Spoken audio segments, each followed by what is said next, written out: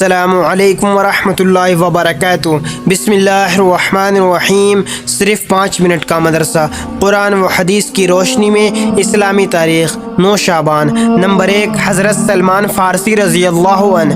حضرت سلمان فارسی رضی اللہ عنہ اصفہان کے قریب جیان نامی ایک گاؤں کے رہنے والے تھے۔ آپ کے والد وہاں کے سردار تھے جن کا مذہب مجوسیت تھا، اس لیے آگ کی پوجا کرتے تھے۔ حضرت سلمان رضی اللہ عنہ کے والد ان کو کہیں جانے نہیں دیتے تھے۔ ایک مرتبہ ان کا باہر جانا ہوا، انہوں نے گرجا میں عیسائیوں کو عبادت کرتے دیکھا۔ انہیں عیسائیت کا مذہب پسند آیا اور عیسائیت اختیار کی، مگر دلی اعتبار سے مطمئن نہیں تھے۔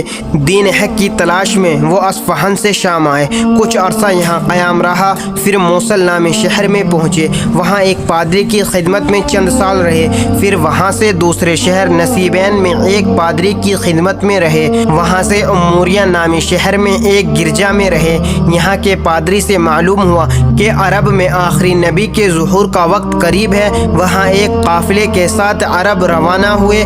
قافلے والوں نے دھوکہ دیا اور غلام بنا کر ایک یہودی کے ہاتھ بیچ دیا۔ اس یہودی کے ذریعے مدینہ پہنچے۔ حضرت محمد صلی اللہ علیہ وسلم جب ہجرت فرما کر مدینہ تشریف لائے تو حضرت سلمان رضی اللہ عنہ نے اسلام قبول کر لیا۔ حضرت محمد صلی اللہ علیہ وسلم نے حضرت ابو درداء رضی اللہ عنہ کو ان کا دینی بھائی بنا دیا تھا۔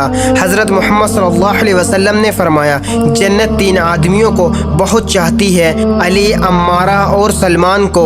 حضرت سلمان رضی اللہ عنہ بہت علم والے تھے، بڑے بڑے صحابہ ان کے علم کے معترف تھے۔ حضرت عمر رضی اللہ عنہ نے ان کو عراق کا گورنر بنا دیا تھا، لیکن ان کی زندگی میں وہی سادگی باقی رہی جو پہلے تھی۔ حضرت سلمان فارسی رضی اللہ عنہ کا انتقال سن 35 ہجری میں ہوا۔ نمبر 2، اللہ کی قدرت۔ ہدہد۔ اللہ تعالیٰ نے خوبصورت اور عجیب و غریب ہدہد نامی ایک پرندہ پیدا کیا۔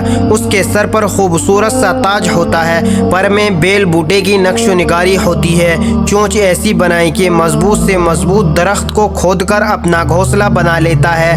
عجیب بات یہ ہے کہ اس پرندے کو اللہ تعالیٰ نے انجینئرنگ کا ہنر دیا ہے کہ کہاں کس زمین کے اندر اور کتنی گہرائی میں پانی ہے وہ بتا دیتا ہے۔ یہ اللہ تعالیٰ کی قدرت ہے کہ ایک پرندے کو انجینئرنگ جیسا ہنر عطا کیا۔ یہی وجہ ہے کہ حضرت سلیمان علیہ السلام کا قاصد ہدہد پرندہ تھا، جسے وہ اکثر و بیشتر ساتھ رکھتے تھے۔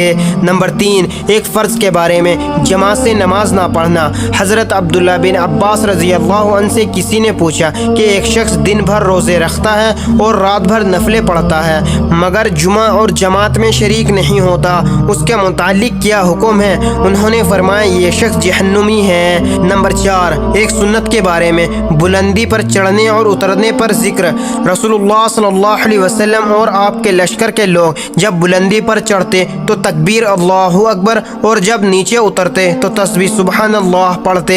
نمبر 5، ایک اہم عمل کی فضیلت، مسجد بنانا۔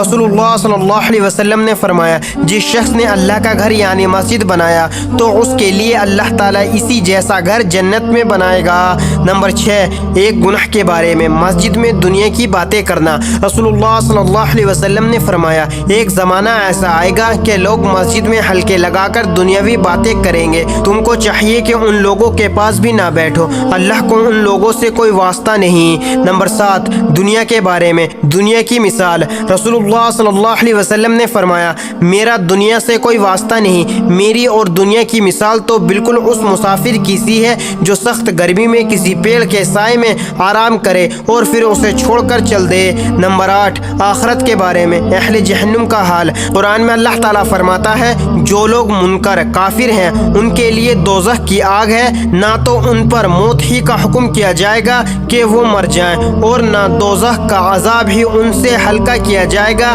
ہم ہر منکر کافر کو ایسی ہی سزا دیا کرتے ہیں۔ نمبر 9، طب نبوی سے علاج، زہر اور جادو سے حفاظت۔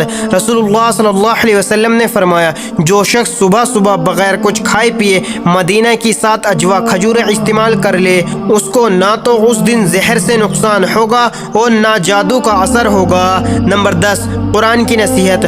قرآن میں اللہ تعالیٰ فرماتا ہے، اے ایمان والو، مصیبتوں پر صبر کرو، دشمن کے مقابلے میں ثابت قدم رہو، ہر وقت تیار و آمادہ رہو اور اللہ تعالیٰ سے ڈرتے رہو تاکہ تم اپنے مقصد میں کامیاب ہو جاؤ۔